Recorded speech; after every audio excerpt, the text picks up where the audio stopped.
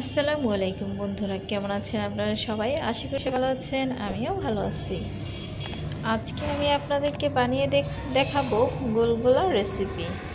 এই গোলগোলা কিন্তু গ্রাম অঞ্চলের দোকানে সব জায়গায় আগে পাওয়া যেত, কিন্তু এখন এই গোলগোলাগুলো পাওয়া যায় না।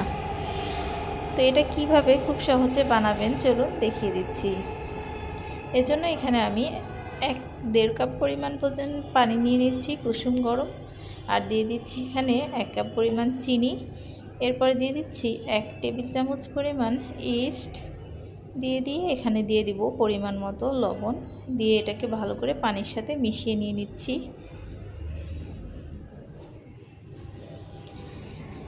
তো ভালো করে এটাকে মিশিয়ে নেওয়ার পরে এখানে আমি দিয়ে দিব আটা। তো আটা ময়দা যে কোনো একটা দিয়ে আপনারা বানিয়ে নিতে পারেন। এরপরে আমি এটাকে মাখিয়ে নিব হাতের সাহায্যে। এখন এখানে দিয়ে দিলাম 1/2 টেবিল চামচ খাওয়া সোডা। এরপরে এই উপকরণগুলো সবগুলো একসাথে করে মাখিয়ে নিচ্ছি। হাত দিয়ে আমি এভাবে করে মাখিয়ে নিচ্ছি, আর খুব সুন্দর একটা সফট ডো বানিয়ে নিতে হবে। তো ঘনত্বটা কেমন থাকবে সেটা আপনারা দেখেই বুঝতে পারবেন।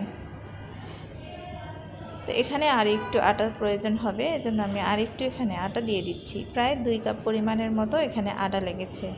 এরপরে দিয়ে দিচ্ছি এখানে আমি মিষ্টি জিরা। এই মিষ্টি জিরা কিন্তু অনেকেই পাঁচফোড়ন হিসেবে বলে, পাঁচফোড়নের ভিতরে থাকে, অনেকে পানের সাথে খায়। তো এভাবে করে আমি সবগুলো মাখিয়ে নিয়েছি।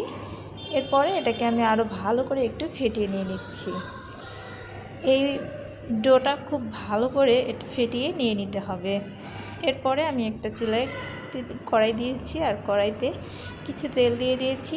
দিয়ে দেওয়ার পরে এখন আমি এখানে কিভাবে করে দিয়ে দিচ্ছি দেখেই বুঝতে পারবেন। তেলটা খুব বেশি গরম হয়নি। এখন আমি এখানে দিয়ে দিচ্ছি, এভাবে আস্তে আস্তে করে সবগুলো এখানে দিয়ে নিলাম। তো প্রথমেরগুলো আমার ভালোভাবে দেওয়া হয়নি, এর পরেরগুলো আমি দেখুন খুব ভালো করে দিয়েছি, আর খুব সুন্দর এটা কিন্তু ফুলে উঠেছে। মাশাআল্লাহ, দেখতেও কিন্তু অনেক সুন্দর গোল গোল হয়েছে। গোলগোলা কিন্তু ঠিক এরকমটাই হয়। এভাবে উল্টে পাল্টে আমি এগুলোকে খুব সুন্দর একটা কালার না আসা পর্যন্ত ভেজে নিয়ে নিচ্ছি।